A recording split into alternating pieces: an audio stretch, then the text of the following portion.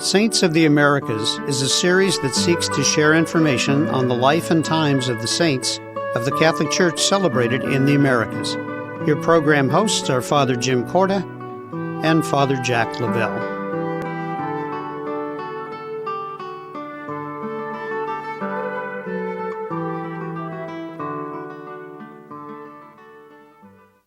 Welcome to our show. Now we're going to talk about Maria Kaupas, Venerable. She's from Lithuania and born at a time when it was under rule of Russia. And let's talk about some of those beginnings, because the practice of the faith for her was not something that she was able to do publicly. Well, yes, being born into a Catholic family, but as you said, Lithuania under the control of Russia. And ever since the time of the Empress Catherine II, the state religion was Russian Orthodox. And so it was not acceptable to openly practice the Catholic faith. And so that brought great challenges into her life and the life of her family. We see then, for her, there's this desire to move forward, to be able to practice her faith, to be with her family. Her family comes to the United States, but we see that for her, there's not complete contentment. And so there's a desire to go back home, but then a desire to come back. But one of the things that, regardless of whether she was in Lithuania or back in the United States, she wanted to continue to practice her faith. And so we see that there are people in her life, her brother is one of them, that helps set up this opportunity for her to continue to grow and develop in her faith formation, which is something that happens in a clandestine way while she's back in Lithuania, but then can happen in a more full and open way when she's back here in the United States. We do have to note that she was born in 1880 and her name was Kazimiera Kaupas. And so many of the Lithuanians at the time emigrated to the United States because they could practice freely their Catholic faith. And so we see that, as you had mentioned, her brother becomes a parish priest in the United States. He invites her to join him in the parish as the housekeeper, and basically helping him to serve the Lithuanian Catholics in America at the time. For whatever reason, she becomes homesick. She goes back home, but then 4 years later, she does return to the United States. And we see this progression happening, her desire to be more involved, not just as a housekeeper and not just working with Lithuanian Catholics, but to be more involved in the lives of people. And so she begins this congregation of companions in the United States. And let's talk particularly about what that society is and how it got started.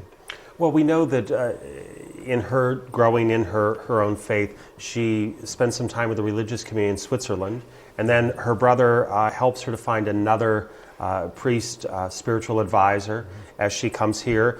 She's part of another religious community here, the Sisters of the Immaculate Heart of Mary in Scranton, Pennsylvania. But as you said then, she moves forward in starting a new religious community, the Congregation of the Sisters of St. Casimir.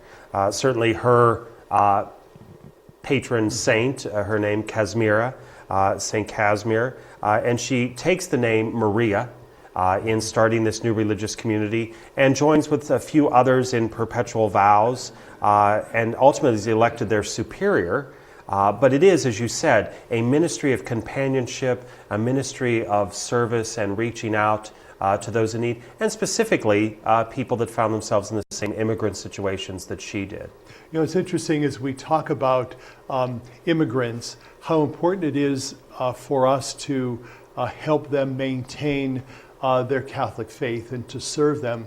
We know in our country, we do have many immigrants from different parts of the world, in particular from Latin America, South America, Central America, and how important it is for us to minister to them, especially in their own language, so they understand the doctrines of the faith, but also can live their faith comfortably and be able to share that faith with their own children. And we certainly see this in the life of Mother Maria Kaupas, where she ministered to those of her own background, of her own ethnic background, the Lithuanians, and continued to lift them up in this community that she founded, which eventually she had for 27 years prior to her death, which grew into 340 sisters and 30 houses around the country. And so we saw this kind of burgeoning of her own community named after her patron saint, St. Casimir. Let's talk about the church in countries where they are not able to publicly practice their faith, and what we can do for those people in those situations. Well, I think the first thing we can do is to have a deep appreciation and understanding what it must be for. I think we take so much for granted the freedoms that we do have. Sadly, the freedom to wake up on a Sunday morning and decide not to go to church as much as to decide to go. That becomes our freedom, and that there are so many people who are longing to be able to practice their faith around the globe who in this day and age, in 2018, cannot practice their faith. We see that has changed the circumstances in countries over time. Certainly for Maria, it was Lithuania, which brought her here, and then, as you mentioned, how it grew throughout the country, but we see she moved from Scranton, Pennsylvania, and then from Mount Carmel, Pennsylvania, to Chicago, where there was the largest concentration of Lithuanians who left, partly because they wanted to be able to practice their faith. In our current age, we see it in China, and we see it in other parts of the globe. But for us who have that freedom of practice our faith, first to be in solidarity with people, and then in whatever ways we're asked, through prayer, through contributions, through support, to reach out to our brothers and sisters that we are united to in faith, who have a desire to practice their faith. We know that at the age of 53, Mother Maria contracted breast cancer and lived with that disease, which eventually advanced into bone cancer. And she survived to the age of 60 and died in 1940. And so her 60 short years of life was spent serving those people like herself who were not able to practice their faith wholly and freely in their country, but came to the United States, where they knew that they could practice. And so she, in her sickness, illness, continued to share the faith and celebrate the faith with her Lithuanian friends and co-workers.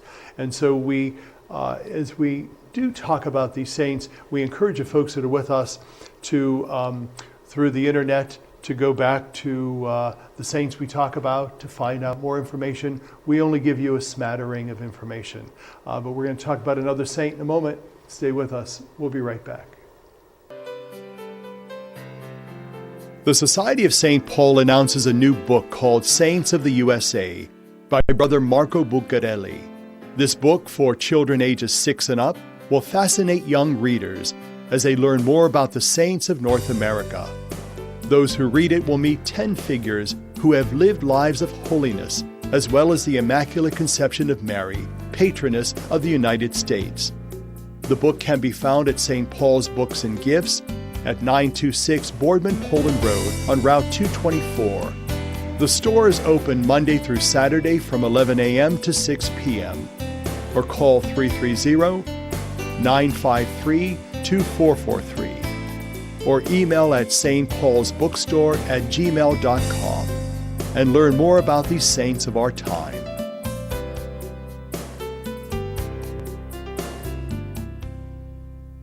I am Marino. Yo soy Marino. Marino, an American Catholic organization of priests and brothers, has been reaching out to those in need for nearly 100 years in 26 countries throughout the world. Missioners, workers, volunteers, supporters, we are all Marino. I'm Father Mike, and I am Marino. I am Marino. I am Marino. I am Marino. I am Marino. I am Marino. I am Marino. Welcome back to the show. We're going to talk now about Venerable Maria Luisa Josefa. She is Mexican, and she's a Carmelite community, but also lives in a time where there was an anti-Catholic sense of what was going on in Mexico at the time. And so there was unrest. There was also confiscation of church property. Many of priests and religious were exiled because of the Catholic faith, and we find her in this setting. So let's talk a little bit more about Maria Luisa. Well, it's worth noting she came from a certain life of privilege. We know that her parents owned a very large parcel of land about 50 miles outside of Guadalajara.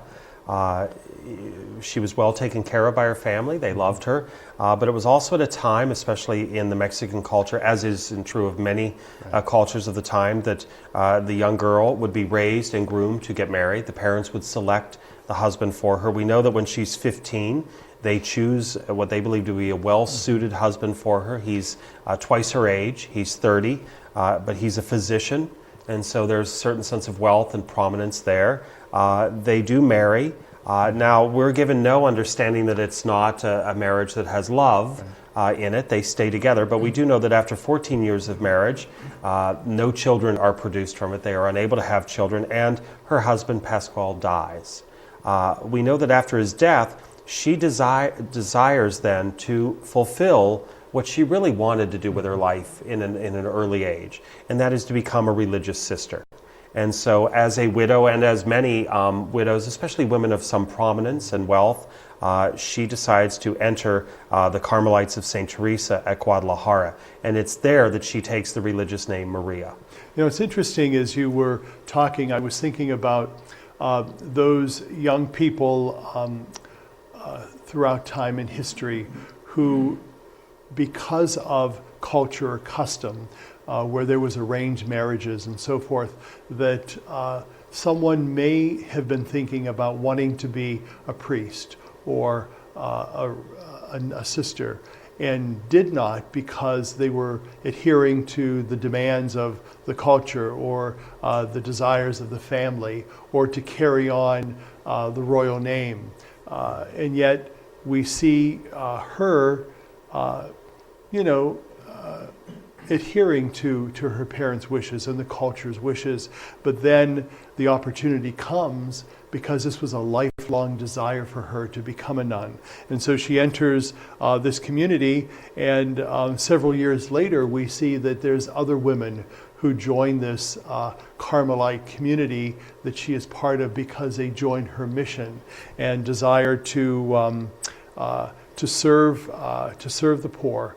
And we also see that this bishop who's involved in creating this order and encouraging her and the other women to be part of this is to basically open a school for poor girls and volunteers to do these situations. And so what particular ministry would we see Maria Luisa engage in, and what would be something that would have been available for her at the time to become part of?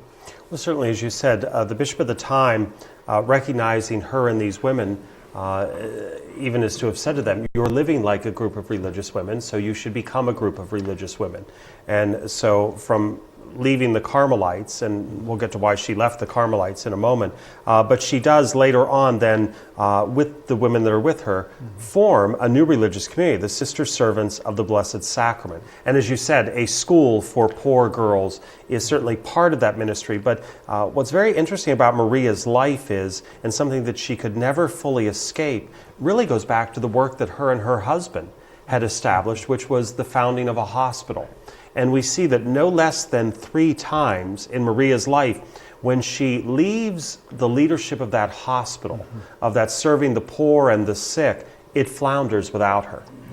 When her husband dies and she joins the Carmelites and legitimately leaves the leadership, it flounders. And it's the encouragement then of the bishop at that time for her to go back to that. Once she thinks she's got it up and running, she leaves then with these group of women, and they start a school, they start the religious community, and again the hospital flounders. So what I think is very important in that, I don't want us to learn the lesson that we might think, well, without me, this can't happen. That certainly wasn't what Maria thought. Maria herself wanted to continue to move and go forward in other ministries. What I think it really is saying is that we have to be open to what we are being called to do. Sometimes we are not the best person at judging our gifts. We might want to be able to do something else or go somewhere else, or even as a priest, I've always wanted to be at that parish, or as a sister, I always wanted to run that school, or as an employee, I always wanted that job at the company, or I wanted to marry him or her. And sometimes God certainly has other directions for us. And what Maria did was, time and time again, she allowed herself to be open to what God wanted her to do. And I think that's her great calling for us. Well, it's interesting because, we see her in this particular role and ministering to young girls in the education field, but also to the poor in the hospital situation. But then we see her going then to Los Angeles to start another foundation with her community, and then eventually she returns back to Mexico, where the president at the time was overthrown, and she returns then back to the United States. So there's this constant desire to return home, but then she comes back, and whatever she is doing, she works until her death in 1937. So for 71 years, she labors doing the things that she's wanted to do. And when we see these people elevated to the lives of the saints, they're not necessarily people that have been saints all their lives, but this is a woman who was a wife, who was a mother, or not a mother, but a wife, a widow, someone who becomes a foundress of a religious community. So she kind of has the gamut of responsibility. And so ultimately, as you had mentioned, she's all about doing what God's will is. And that's what we celebrate for her, Venerable Maria Luisa Josefa. Stay with us. We'll talk about another saint in a moment. The Society of St. Paul announces a new book on Louis and Zélie Martin, parents of St. Teresa the Child Jesus. The book focuses on her parents' journey towards sanctity in their family life and social commitments. This book was compiled for couple and group sharing and is meant to strengthen the journey of all in marriage and family life towards sanctity and holiness. The book can be found at St. Paul's Books and Gifts at 926 Boardman Poland Road on Route 224, located across from the Olive Garden restaurant. The store is open Monday through Saturday from 11 a.m. to 6 p.m. or call 330-953-2443 or email at stpaulsbookstore@gmail.com and learn more about these witnesses of our time. I am Marino. Je suis Marino. I am Marino. I believe that we are all connected to each other, and that it is the gift of compassion that unites us and makes us one. It doesn't matter what language, culture, or tradition we come from. We can share compassion wherever we are. Marino, an American Catholic organization of priests and brothers, has been reaching out to those in need for nearly 100 years in 26 countries throughout the world. Marino dedicates 86 cents of every dollar donated to their programs, and with your help, they can do more. Missioners, workers, volunteers, supporters, we are all Marino. I am Marino. Yo soy Marino. I'm Father Mike, and I am Marino. I am Marino. I am Marino. I am Marino. I am Marino. I am Marino. I am Marino. My name is Sister Mary Claudina, and I run a home for abandoned children. I want to take care of children who have no parents, because luckily I come from a very loving family. There are 8 of us, We learn to care for each other, to love each other, to fight among each other, just to be a family. And I think that's what I learned from home, and I wanted to share that with children who do not have that opportunity. 33 million Americans have descended into poverty. And as their futures fall, so does our nation's. Welcome back to our show. Now we're going to talk about Blessed Miriam Teresa Demjanovich. She died very young at the age of 26. Those who have read her life and understood it relate to her like they do of Teresa of Lisieux, who also died at a young age. She was very sickly. We'll talk a little bit about that. But what brings her to this desire to be a religious sister, and where would she have gotten that? Well, she's born at the turn of the 20th century in New Jersey, but her family were immigrants from Slovakia. So again, we see a large family. She is the youngest of 7 children. When she graduates from high school, however, at the age of 16, her mother is very ill. So while you might think that in most families the baby of the family is pampered or spoiled, what would have been the case in these families is that by being the youngest at that age, all of the others are already married off and are living their lives. And so the only child left is the one who can care for the mother. We know that she cares for her mother for 2 years before her mother ultimately dies. So that's kind of putting her life on hold for a while. She finally then enters the College of St. Elizabeth in Morristown, New Jersey, and it's operated by the Sisters of Charity. And so there she excels scholastically, but also is exposed to the work of the sisters. And all of that kind of comes together to motivate her to join the sisters and be part of their academic pursuits. Let's talk a little bit about her young life. We know that she is really a scholar, someone who graduated, you had mentioned, summa cum laude, so she understands many things, and she's seeking this entrance into a religious community, but also we understand that she is very sickly. She has poor eyesight. She experiences some other physical frailties, and so they decide to encourage her to become part of the Carmelites, who would have taken people that would have had these physical disabilities into their fold.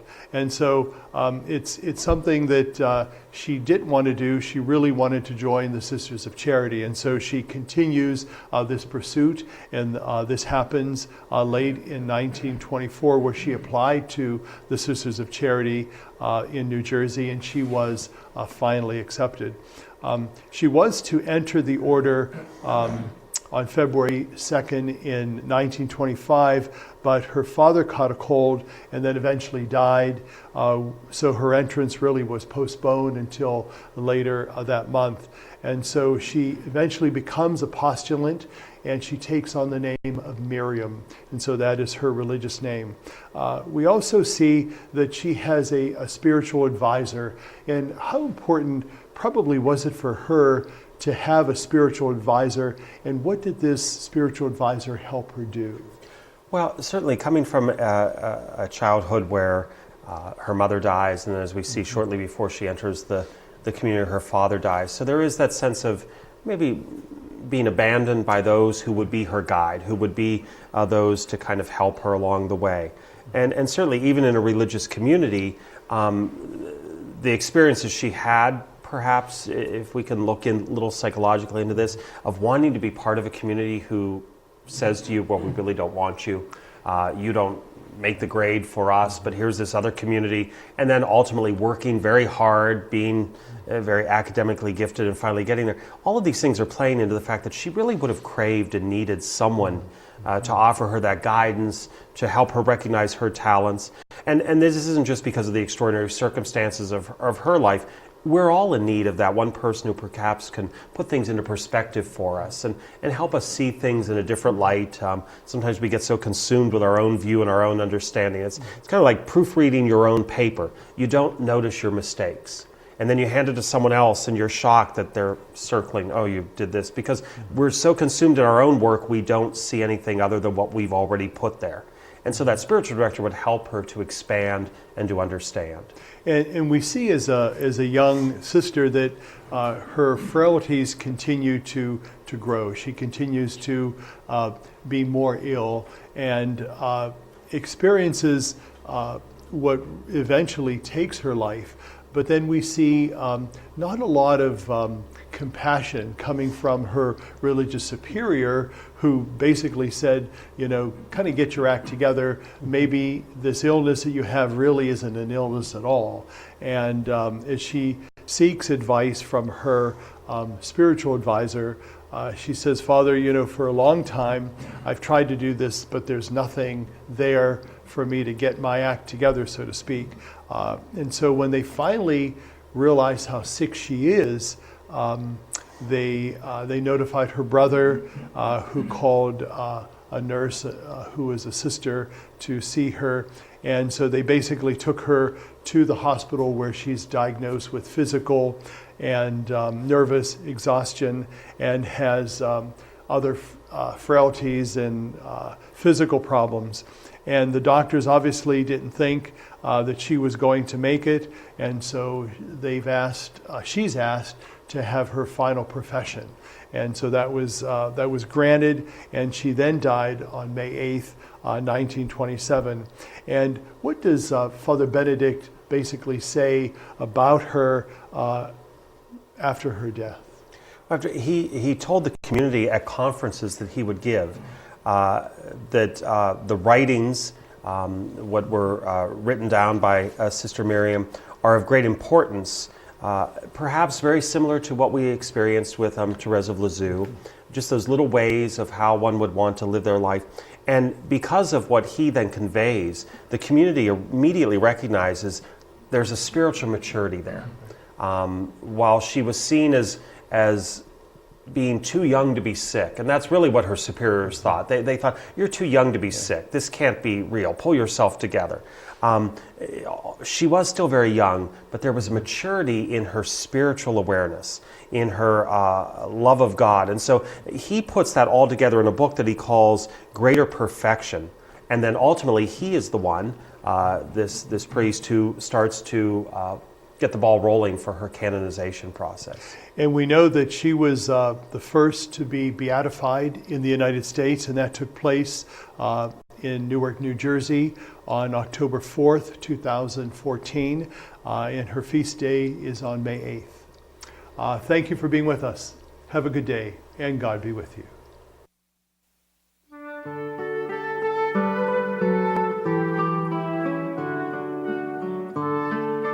Saints of the Americas was a production of CTNY, the Catholic Television Network of Youngstown. Your program hosts were Father Jim Corda and Father Jack Lavelle.